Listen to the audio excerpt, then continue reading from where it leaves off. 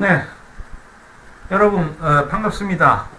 네, 저 7주 후반기 강의를 시작하도록 하겠습니다. 예, 모두 안녕하시리라 믿습니다. 네, 반갑습니다. 예, 지난 시간에 우리가 국가 책임에 관련해서 전반부를 살펴봤습니다. 그러니까 국가가 국제법상 책임을 지는 경우가 있습니다. 국가기관의 행위로 인해서 국제 의무에 위반하게 되면은 이제 국제법상 국가 책임이 성립한다.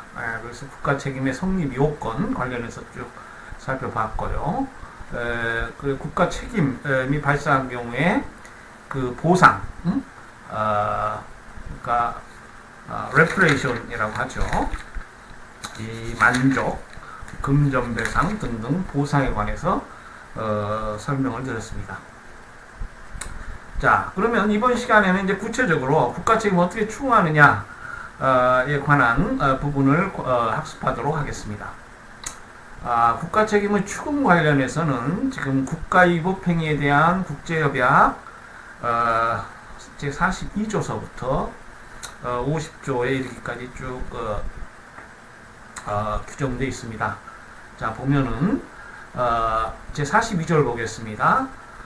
손해를 입은 국가에 대한 책임 추궁. 국가는 다음의 경우 피해국으로서 타국의 책임을 추궁할 수 있다. 위반되는 의무가 개별적으로 그 국가를 상대로 하는 것이거나 위반되는 의무가 당해 국가를 포함하는 일단의 국가들 또는 국제 공동체 전체를 상대로 하는 것이며 그 의무 위반이 당해 국가에 특별히 영향을 주거나 또는 그 의무가 상대로 하는 모든 다른 국가들의 입장을 그 의무의 추후 이행과 관련하여 급격하게 변경시키는 성질을 지닌 경우. 자, 그래서 이제 개별적으로 의무를 위반한, 예컨대 양자조약을 체결했다. 그러면 그 양자조약이 위반한 경우에 이제 국가 책임이 성립하고 이거 추궁을 할 수 있다. 이 B항은 보면은 위반된 의무가 당해 국가를 포함하는 일단의 국가들 또는 국제공동체 전체를 상대로 한다. 그러니까 이거는 이제 erga omnes, 소위 강행규범 위반을 의미한다. 우리가 이렇게 보고 있어요. erga omnes. 미안합니다. 잘 안 되네. 이게 능숙해야 되는데. 예. 자, 제43조에 이제 손해를 입은 국가에 의해서 국가 책임이 추궁될 때는 그 청구권을 통제해야 된다. 이렇게 규정되어 있습니다. 타국의 책임을 추구하는 피해국은 그 국가에게 자국의 청구권을 통제해야 한다. 이 항에 보면 피해국은 다음 사항을 적시할 수 있다. 위법행위가 계속되고 있는 경우 그 중지를 위하여 책임 있는 국가가 취해야 할 행위. 또 제2부의 규정에 따라서 취해져야 할 배상을 형성하는 행위. 네. 그래서 그 중지를 구하고 또 그 구체적으로 어떻게 배상을 해야 된다. 그것을 적시할 수 있다는 것입니다. 제44조 청구의 허용성. 그러니까 이 제44조는 국가 책임이 추궁될 수 없는 경우를 말하는 거죠. 허용되지 않는 경우. 당해 청구와 청구의 국적성과 관련하여 적용되는 원칙에 따라 제기되지 아니하. 뒤에 나오겠습니다만 국적 계속의 원칙이라는 원칙이 있습니다. 피해자가 청구국의 국적을 계속 유지하고 있어야 돼요.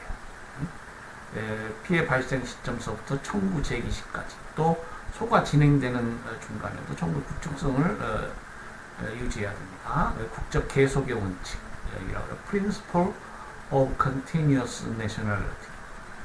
그래서 이제 외교적 보호권이란 계급이 이제 뒤에 나오게 되는데, 우리는 이제 국제법상의 청구를 의미하는 것이기 때문에 개인의 피해에 대해서 개인이 직접 제기하는 국제 청구는 법 논리상 성립할 수 없습니다. 그래서 이제 국가가 외교적 보호권, 잘 써주지 모르겠습니다. 외교적 보호권을 행사해서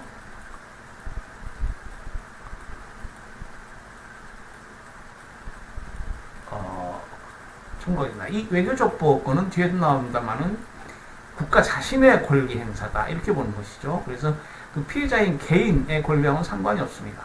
바텔이라는 국제법학자가 있어요. 이 학자가 외교적 보호권의 본질이 뭐냐 여기에 관련해서 많은 이론 정립에 있어 많은 기여를 한 학자인데 이 외교적 보호권은 국가 자신의 권리다. 그래서 이제 이거 굉장히 의제적이죠. 실제로 국가 자신의 권리, legal reality, legal fiction, legal reality라고 했을 때 이러한 외교적 보호권 이론은 법적 의제에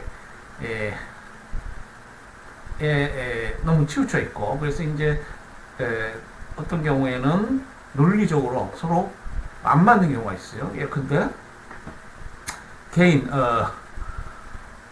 이중 국적자의 경우에 그 피해국이 둘이 있을 수 있는데 그 모든 그 두 나라가 모두 그런 원칙적으로 외교적 보호권 행사할 수 있어야 된다. 그런데 어떤 경우에는 실효적인 그런 국적국만이 외교적 보호권 행사할 수 있다랄지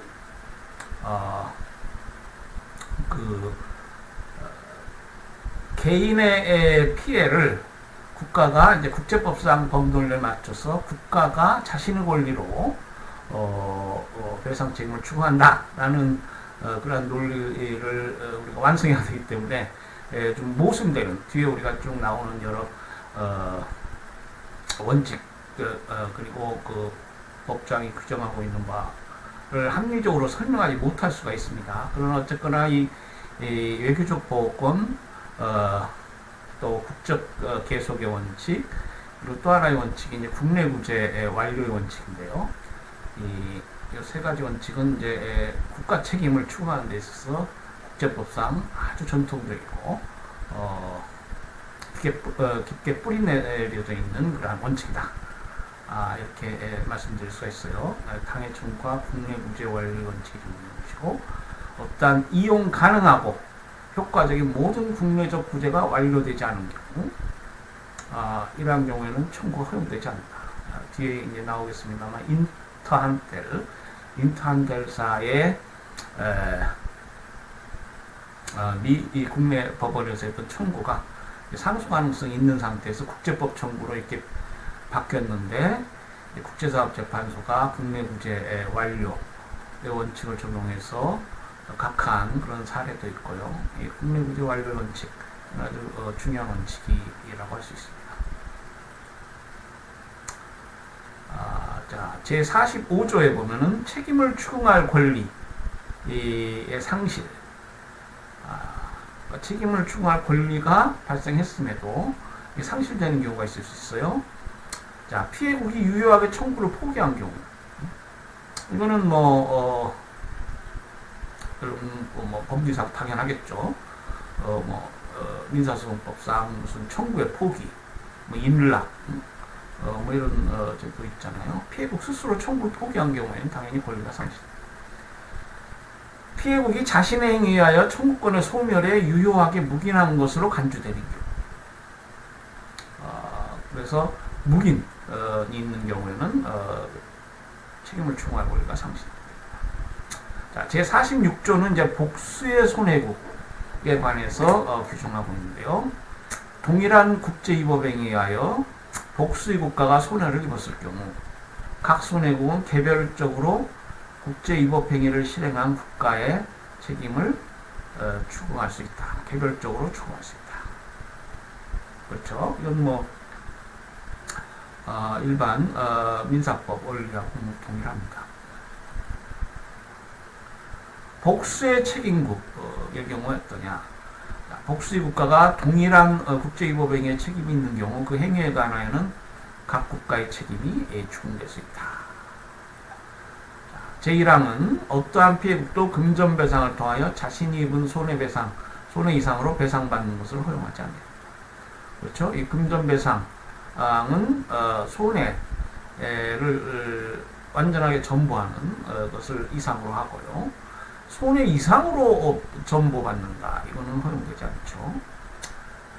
다른 책임 있는 국가에게 구상할 권리에 영향을 미치지 않는다. 우리 사법상 구상권 개념이 있습니다. 그래서 국제법에도 자신이 책임을 추궁당해서 뭐 배상을 했다든지, 그런데 다른 책임 있는 국가가 있다? 그러면 구상권을 행사할 수 있겠습니다. 제48조는 손해를 입은 국가 이외의 국가에 대한 책임 추궁. 자, 이 법의 기본 원리라고 할까요? 그걸 보면은 이제 권리 구제죠. 그러니까 권리 구제는 뭡니까? 권리 구제는 이 손해라는 걸 전제로 해요. 손해. 그래서 여러분 민법, 민사소송법 공부하시면은 법적으로 인식할 수 있는 손해가 있어야 돼요. 그 손해에, 그러니까 권리 침해랄지 자신이 법에서 보호받는 이익을 그리고 상대방이 자신의 의무를 다하지 않았다. 그래서 법적 분쟁과 하려면은 이게 이제 손해가 발생해야 돼요. 단순히 추상적으로 상대방이 뭘 잘못했다, 위법행위가 있었다, 이건 말을 안 돼. 소위 justiciability, 사법부의 사법권의 본질이라는 것은 법에 의해서 인식될 수 있는 손해 발생이 있어야 돼요. 안 그러면은 법에 의해서 뭐 구제를 청구할 수가 없는 것이죠. 이제 그렇지 않은 문제들은 언젠가도 말씀드렸듯이 국회나 정치기관들이 이제 다루는 문제예요. 법원은 justiciability, 자신의 판결로 구체적으로 권리를 구제할 수 있어야 돼. 그러자면은 뭐예요? 손해라는 게 전제돼야 됩니다. 그러니까 제48조는 아주 예외적인 개념이에요. 손해를 입지 않은 국가도 뭐 제소하고 책임을 추구할 수 있다, 이런 것이니까 일종의 공익소송 비슷한 건데요. 이 로마법 이래 이 공익소송이라는 것은 아주 예외적으로만 인정돼.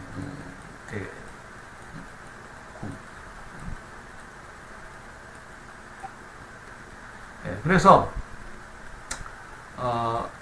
이제 제48조의 규정을 보면은 다음과 같은 경우 손해를 입은 국가 이외의 어떠한 국가도 제2항에 따라 타국의 책임을 추구할 수 있다. 첫째, 위반된 의무가 당해효과를 포함한 국가 집단에 대하여 부담하는 것이고, 그 의무는 국가들의 집단적 이익의 보호를 위하여 수립된 경우. 가장 대표적으로 아까 말씀드린 얼가옴네스, 강행규범, 대세적 의무, 뭐 이런 개념들이죠. 거기에 위반된 경우. 또 그렇지 않다 하더라도 뭐 타자조약상의 어떤 국가 집단 이 침해할 수 있는 것이죠.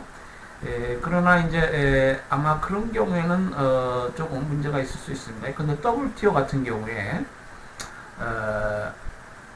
그 WTO 협정, 그리고 설립협정을 비롯해서 여러 개별 협정들이 이제 WTO 회원국들의 이익을 보호하는 그러한 협정들인데, 어떤 이익 침해가 있었을 때 일단은 그 피해를 입은 국가, 회원국이 제소할 수 있게 됩니다.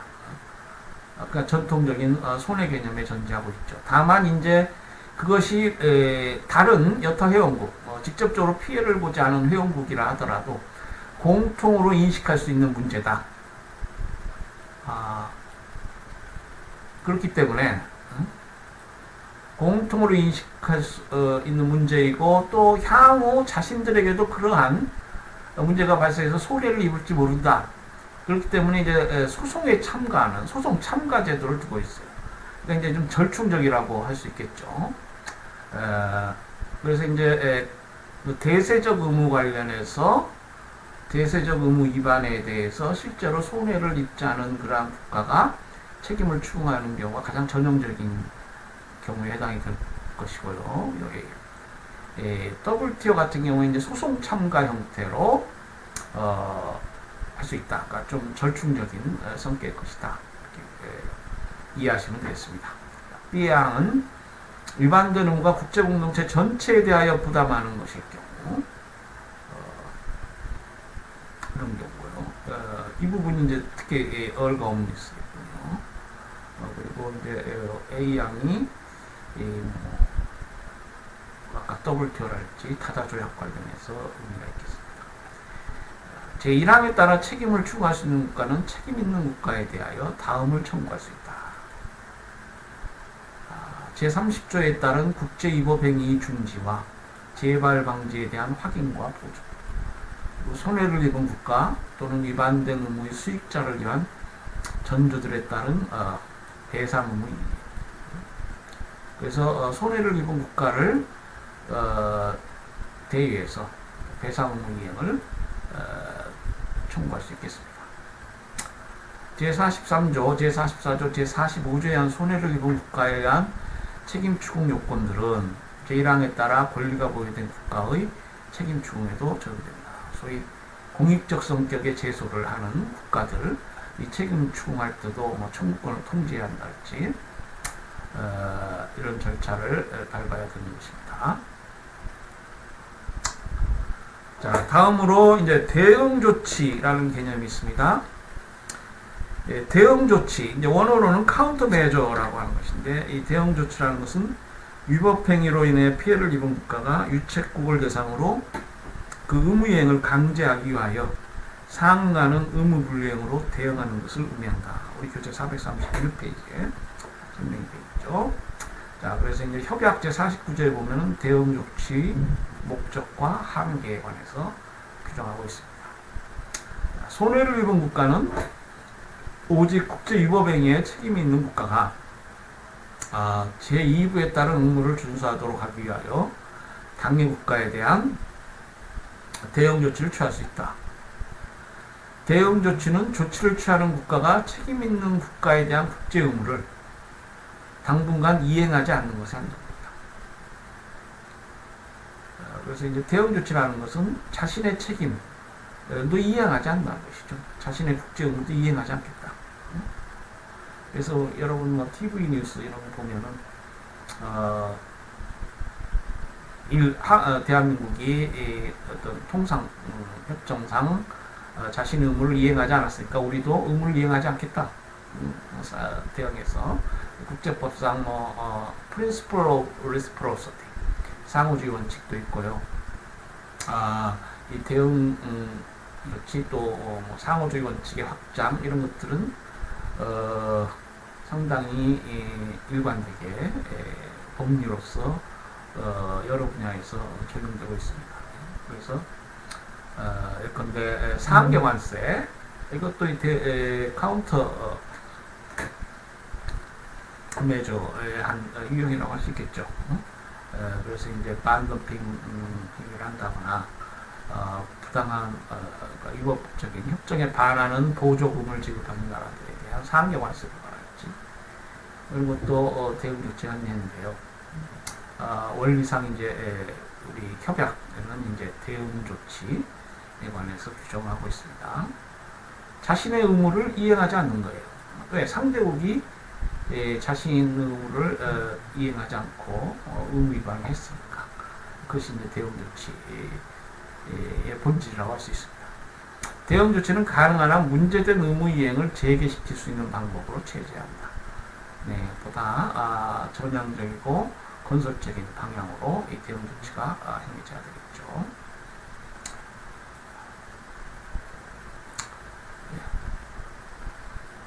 대응 조치에 영향을 받지 않는 의무. 대응 조치는 다음에 대하여 영향을 주어서는 안 된다. 자, 대응 조치는 협약상 또 국제법 원리로서 합법적이라 할 수 있는데 그 대응 조치가 이러한 경우에는 이게 합법적이지 않다. 이렇게 말합니다. 자, A항은 국제연합헌장에 구현되어 있는 무력의 위협 또는 무력의 행사를 삼가로. 국제연합헌장에는 뭐예요? 무력 행사를 해서는 안 된다. 이렇게 돼 있어요. 무력 행사 금지 원칙은 현대 국제법의 기본 원칙으로 발전하고 있습니다. 그렇기 때문에 거기에 위반되는 대응 조치는 인정할 수 없다. 기본적 인권을 보호할 의무가 있는데 대응 조치를 한다고 해서 기본적 인권을 침해해서는 안 되겠다. 그리고 이제 복구가 금지되는 인도적 성격의 의무. 여기서 복구라는 것은 말씀드린 대로 이게 그 어떤 위법행위에 대한 국제법상 보상의 하나가 되어 있어요. reprisal이라고 해서 그 피해를 원상 회복하는 것, 그런 성격의 의미입니다. 그런데 인도적 성격의 의무가 있어서 그 복구를 할 수 없는 경우가 있어요. 그러면 대응 조치를 해서는 안 됩니다. 그리고 일반 국제법상의 강행규범에 따른 기타 해적 행위를 해서는 안 됩니다.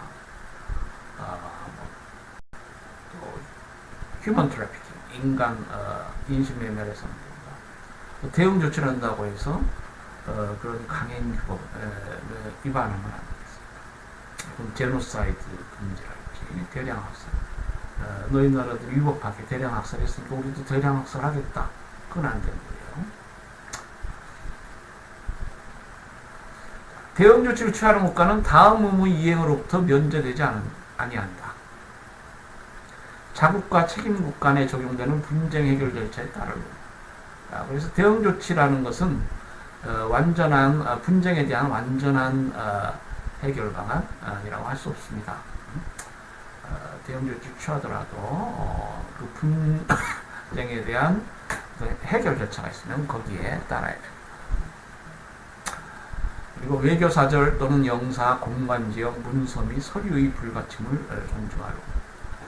이제 여기 다음 시간에 외교관계에 관한 국제법 학습하겠지만 이 외교 관절할 때 불가침이 협약상 보장되어 있습니다. 문서 불가침, 외교 문서의 불가침, 외교관의 특권과 면제에 관한 비엔나에 가야겠죠. 자, 51조의 대응 조치의 비례성 관련해서 규정되어 있습니다. 이 비례성 또는 비례의 원칙, principle of proportionality, 이 비례의 원칙은 우리 이 법을 공부하는 사람들이 항상 생각해야 돼요.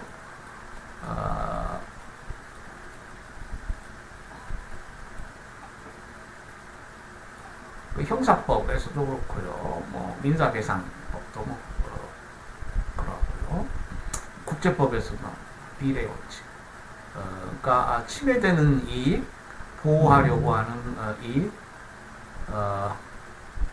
공익상 보호의 필요성, 이것이 이제 균형을 이루어야 돼. 비례성이 있어야 됩니다. 그러니까 이제 A국이 어떤 위법행위를 했다. 거기에 비례해서 대응 조치를 하는 건 좋은데, 그렇게 중대하지 않은 위법행위를 했는데 그 대응 조치는 심각하게 중대한 성격의 것이다. 그러한 효과를 갖는다. 그러면 안 되겠죠. 대응 조치는 국제위법행위의 심각성과 문제되는 권리를 고려하여 이번 피해에 비례하여야 한다. 자, 52조에는 대응 조치의 호소를 위한 요건이라고 되어 있습니다.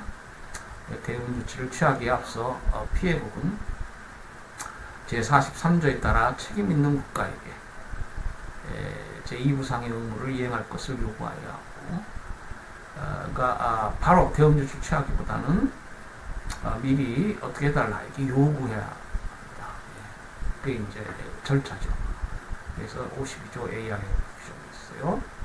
B항에서 대응 조치를 취하기로 한 모든 결정을 책임국에게 통보하고 당해국가의 협상을 제안해야 한다. 그래서 이 국제사회는 분권화된 사회고, 그러니까 수평적인 사회입니다. 주권의 평등, 주권의 최고성, 국가나 주권보다 더 상위에 있는 통치가 있다는 게, 그러니까 협상이라는 게 매우 중요합니다. 말씀드린 대로 국가는 협상을 통해서 법을 만들어요. 법을 만들죠. 그러니까 노음 기버가 됩니다. 법을 주는 사람, 기버, 노음 리시버, 법을 받는 사람, 수범자가 돼요. 그러니까 국가는 법을 만들기도 하고 법을 지켜야 될 수범자입니다. 그러니까 협상을 해서 그 법을 자국의 외교관들이 그러니까 책임이 막중하죠. 내셔널 인트레스트, 국익을 위해서 협상을 잘해야 됩니다. 그래서 이제 조약을 제가 법을 만들고 그걸 또 지켜야 되니까요. 그래서 이제 대응 조치 관련해서도 협상이라는 것을 최우선으로 둬야 됩니다. 제1항 비호에도 불구하고 손해를 입은 국가는 자국의 권리를 보호하기 위하여 필요한 긴급 대응 조치를 취할 수 있다. 그래서 다음의 경우에는 대응 조치가 취해질 수 없고 이미 취해진 경우라면 지체 없이 중단되어야 한다. 첫째, 국제위법행위가 중지되었고, 둘째, 분쟁이 당사자에게 구속력 있는 결정을 내릴 수 있는 권한을 가진 법원 또는 재판소에 계쟁 중인 경우. 그렇게 되면은 위법행위에 대한 대응 조치라는 것이 그 성격이 이제 이러한 정식 절차에 의해서 법에 의해서 인정되지 않게 되는 제3호가 이제 그러한 취지 규정이다. 그리고 국제법원에 중지되었다면은 이제 대응 조치 취하서는 안 되겠죠. 근데 정당방위랄지 뭐 이런 개념에서도 공격행위가 중지되었는데 정당방위라는 게 성립할 수 없잖아요. 그래서 이제 이러한 경우가 있지. 또 이제 법의 엄중한 절차에 따라서 지금 그 다툼이 절차에 계쟁되었다는 그런 뜻이죠. 지금 그런 절차가 진행 중이다. 그러면은 관련 당사국들이 대응 조치를 취한다는 것은 적절하지 않습니다. 자, 그런데 사항에 보면 제3항은 책임 있는 국가가 분쟁 절차를 신의 성실하게 이행하지 않는 경우에는 적용되지 않는다. 분쟁 해결 절차는 어떻게 보면 이제 그 분쟁을 사법 절차, 보통은 이제 대부분 경우에 이제 다자조약 같은 경우에 사법 절차에 준해서 잘 마련이 돼 있죠. 뭐 중재 절차에 해결하는 경우도 있고요. 그런데 거기에 성실하게 임해야지. 그렇지 않은 경우에는 대응 조치가 유효할 수 있습니다. 이거는 이제 국내법하고는 좀 다른 경우예요. 국내법 체계하에서는 이렇게 법원이나 재판소의 정식 분쟁 해결 절차가 진행 중인데 다시 대응 조치를 한다. 이런 경우는 있을 수 없겠죠. 국제 사회는 좀 국내 사회 또는 국내법 체계하고 다르기 때문에 대응 조치가 이러한 경우는 인정될 수 있습니다. 제53조에 보면은 대응 조치의 종료에 관해서 규정하고 있습니다. 대응 조치는 책임 있는 국가가 국제위법행위와 관련하여 제2부상의 의무를 이행하는 즉시 종료해야 한다. 결국 유책국이 죄송합니다. 유책국이 국제위법행위 관련해서 결국 의무를 이행할 수 있어요. 그러면은 종료돼야 합니다. 제54조에 보면 손해를 입은 국가 이외의 국가에 의하여 취해지는 조치에 관해서 규정하고요.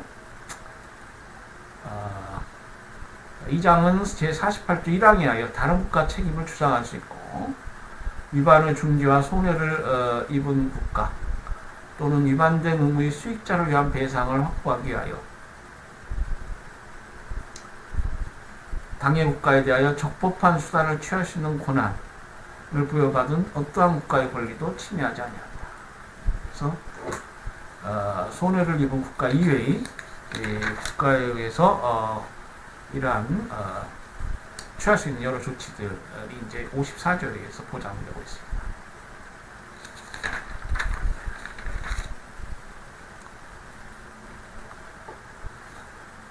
관련 사례를 보겠어요. 우리 교재에 있는데요.